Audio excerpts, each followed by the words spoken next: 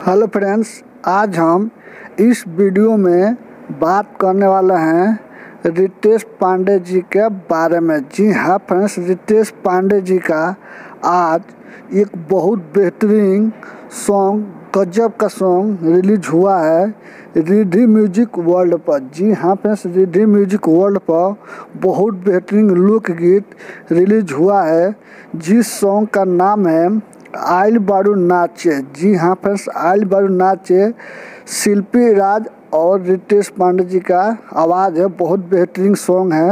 अगर आप लोग नहीं देखे हैं तो रिद्धि म्यूजिक वर्ल्ड पर जाइए और रितेश पांडे जी का खूब ढेर सारा प्यार और आशीर्वाद दीजिए।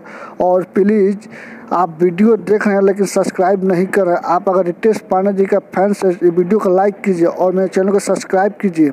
हम आपके लिए ऐसे ही अपडेट लाते रहूँगा। तब तक के लिए बाय बाय।